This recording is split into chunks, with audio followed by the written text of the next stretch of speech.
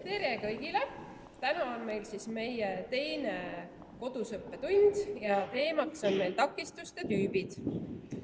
Tänaseks oleme pannud maneesi siis päris palju erinevaid takistusi. Siia maha on kõigepealt pandud siis selline maalattide süsteem ja nimetatakse siis neid latte, mis asetsevad vastu maad. Ja neid siis nimetatakse maalattideks. Ja meie takistussõidutreener Madis armastab nende kohta öelda poomid. Nii et kes takistussõidutunnis käivad, nemad mäletavad siis seda sõna poomid. Nüüd, kui latt on tõstetud natukene kõrgemale maast, nagu siin, siis seda enam ei kutsuta päris õige nimetusega mitte maalatiks, vaid see on kavalett. Ja need klotsid ongi siis tehtud aukudega, siia käib siis latt sisse. Ja siis me saame neid klotse tõsta vastavalt, et meil on kõige madalam asend, siis meil on keskmine asend ja siis me saame veel selle kavaleti panna päris kõrgele asendisse.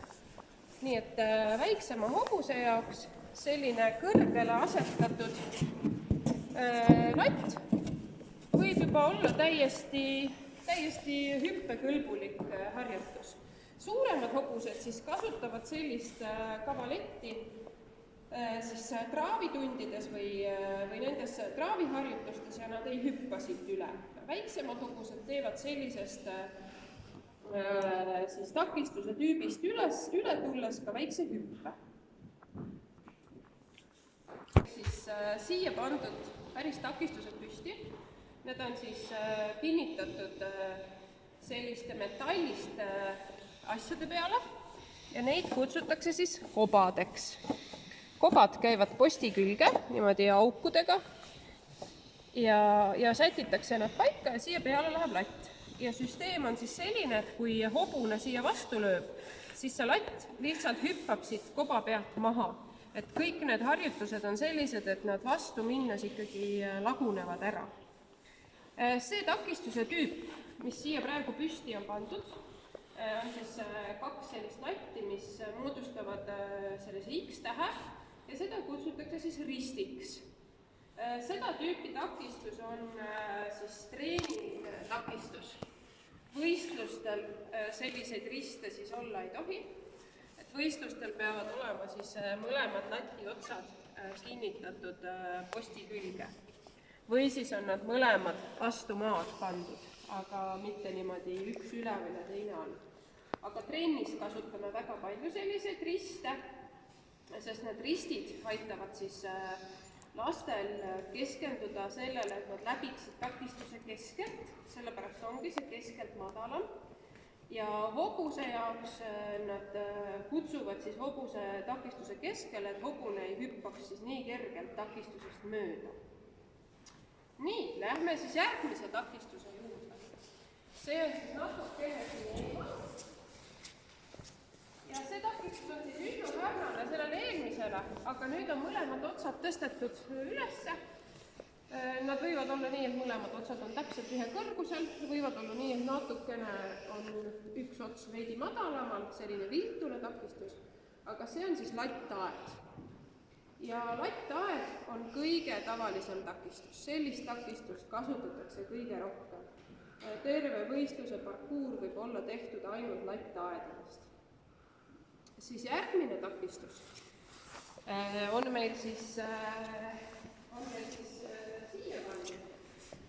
Ja see takistus ei ole siis mitte midagi muud, kui tehtud siis see üks lattaed natukene laiemaks. Ja see laiem takistus on siis hobusele lihtsamini hüpata, kuna ta moodustab sellise suurema kuubiku. Nii, ja selle takistusel on siis oma nimetus ja selle takistuse nimetus on siis okser. Ja vahest pannakse need takistused niimoodi, et esimene takistus on natukene madala, tagumine on natukene kõrgem. Et siis kutsutakse seda takistust tõusvaks takistuseks. Ja need tõusvad takistused on siis ka tavaliselt sõitjatele on natuke hirmutavad, sest nad on tõesti nagu, sa hüppaksid suurest kallakust ülesse, aga hobuse jaoks on neid lihtne hüpata. nii, ja nüüd need takistused, mis siia pandud on, nad moodustavad siis omaette sellise süsteemi. Et sinna on tehtud 2 ristist, 2 risti on pandud järjestikku, nende vahemaa on muudetud, see on 3 meetrit ja sellest moodustub siis täiesti omaette harjutus, see on peneroll. Ja see on harjutus, mida siis hobune hüppab üle, maandub ja kohe maandumisest põrkab edasi ja hüppab järgmise takistuse. Aga siia nendest 2 takistusest on tehtud siis hoopis selline harjutus, mida kutsutakse süsteemiks. Süsteemil on alati kindel vahe, see vahe on mõõdetud. Sellepärast te võistlustel näetegi, et võistlejad tulevad platsi peale ja siis nad hakkavad siin lugema sammusid. See on sellepärast, et siis nad saavad seda teada, kui palju meetreid 2 takistuse vahele jääb ja kui palju samme hobune siin tegema peab. See on kõik ära arvestatud, et kui hobune teeb 1 sammu rohkem või 1 vähem, siis võib tal minna rütm sassi ja see takistus ebaõnnestub. See süsteem on praegu siis 1 sammu vahega, hobune hüppab üle, maandub, teeb 1 galopi ja tõmbab ennast üle järgmise takistuse. Aga neid võib olla ka erinevaid ja kui see takistus on võistlustele pandud, siis see takistus annab nagu 1 kindla takistuse. Nii et kui hobune tõrgub näiteks seda tagumist takistust, siis tal tuleb hüpata üle mõlematest, mitte ainult sellest viimasest. Ja märgitakse siis A, B. See on siin A, see on B, numbrid on samad, näiteks number 1 A takistus, number 1 B takistus ja tõrkumise puhul tuleb hüpata üle mõlema.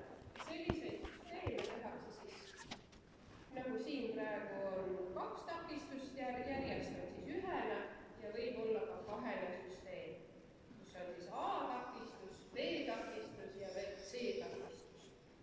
Paistupile. Oota.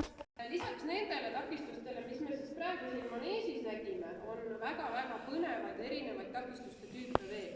On näiteks V-takistusi, on olemas takistusi, kus tuleb hüpata üle selliste rullide või plankude, et need on tavaliselt kaunistatud erinevate kirjadega, erinevate piltide, reklaamidega, mis on hobusele natuke hirmutavad, aga põnevad hüpata. Aga nüüd vaatame siis, kuidas mõned harjutused siin käivad. Agnes on meil valmis ja vaatame, kuidas meil Baxteriga siin läheb. Teeme nii, et nad kõigepealt näitavad meile siis sellist takistust, mille nimi on peneroll ja te näete, kuidas seda hüpatakse. Nii, ja siis penerolli hüppamine. Nii, ja nüüd siis vaatame, kuidas Agnes sõidab seda süsteemi. Ta sõidab ette siis 1 galopivooldi.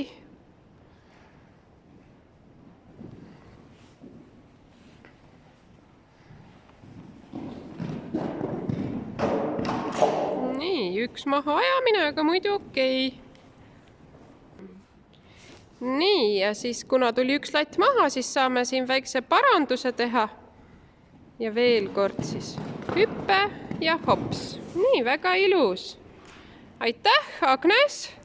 Aitäh, Baxter! Ja kohtume siis uues tunnis.